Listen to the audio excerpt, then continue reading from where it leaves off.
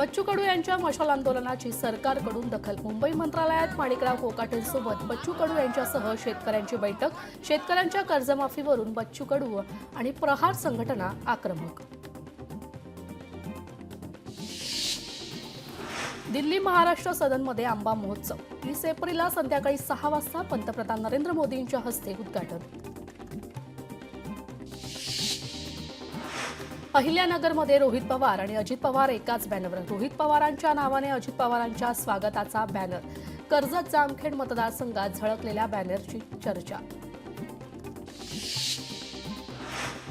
सुधीर मुनगंटीवार, देवराव भोंगळे आणि मनोज कायंदेंना हायकोर्टाचं समन्स। विधानसभा निवडणुकीला आव्हान प्रकरणी समन्स। कायदेशीर प्रक्रियेची पूर्तता केली नसल्याचा आरोप करण्यात आलाय। 3 आठवड्यात उत्तर सादर करण्याचे निर्देश। पुण्यातील धरणाच्या पाणीसाठ्यात घट। वाढत्या उन्हामुळे पिण्याच्या पाण्याच्या मागणीत वाढ। पानशेत, वरसगाव, टेमघर आणि खडकवासला या 4 धरणातून पाणीसाठ्यावर परिणाम। पाण्याच्या टँकरच्या दरात 5% वाढ। पुणे महापालिकेचा निर्णय। टँकर चालकाकडून पाण्याची मागणी करणाऱ्या नागरिकांना आर्थिक भुर्दंड सोसावा लागण्याची शक्यता आहे। जायकवाडी धरणाचा पाणीसाठा 46.14%। उन्हाच्या वाढत्या तापमानाच्या परिणामामुळे पाणी पातळीत झपाट्याने घट। महिला सुरक्षेसाठी बुलढाणा पोलिसांचे महत्त्वाचे पाऊल। महिला आपत्कालीन मदत आणि मार्गदर्शन लिंकवर क्लिक करताच मिळणार पोलिसांची मदत।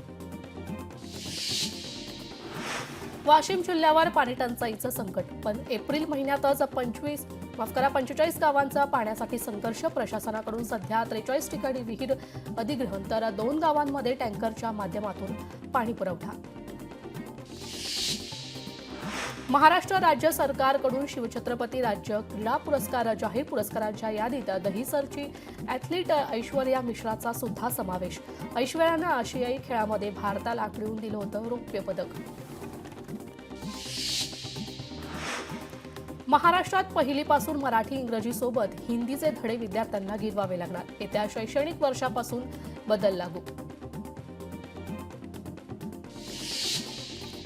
मुंबई विद्यापीठाला 17 कोटी जीएसटी भरण्याची नोटीस। महाविद्यालय संलग्नता शुल्कावर कर आकारणी तर विद्यापीठाशी जवळपास 942 महाविद्यालये संलग्न।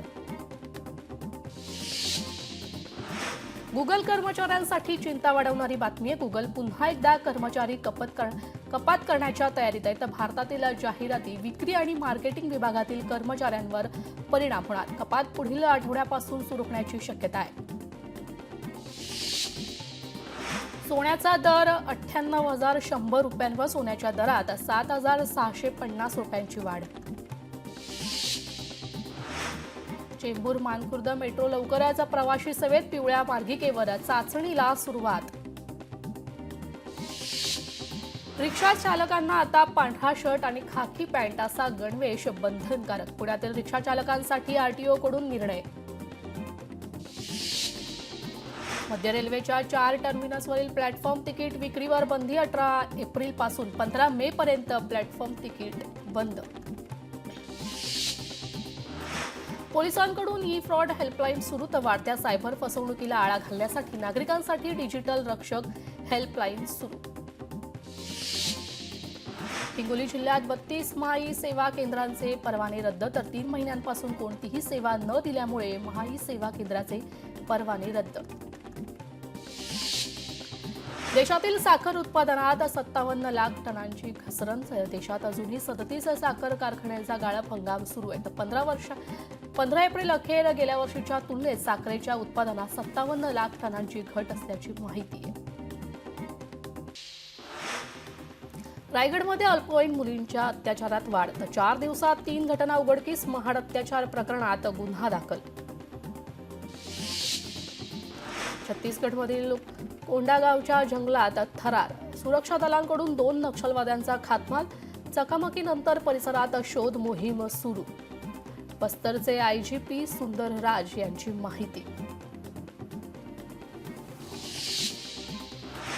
पुण्यात मेफेड्रोन अंमली पदार्थाचा सापडला साठा। खडकी भागातून 10,60,000 रुपयांचा अंमली पदार्थाचा साठा जप्त करण्यात आला। तर पुणे पोलिसांच्या अंमली पदार्थाविरोधी पथकाची कारवाई तर ड्रग्ज विकणाऱ्या आरोपीला पोलिसांनी अटक केली आहे।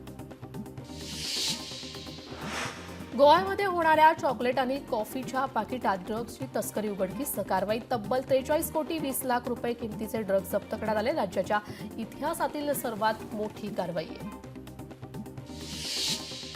पुण्यात पुन्हा मेफेड्रोन अंमली पदार्थाचा साठा सापडलाय. खडकी भागातून 10,60,000 रुपयांचा अंमली पदार्थाचा साठा जप्त.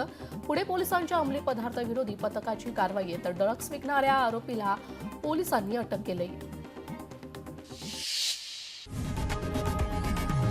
लोकशाही मराठी ऐका, पहा, जागरूक रहा.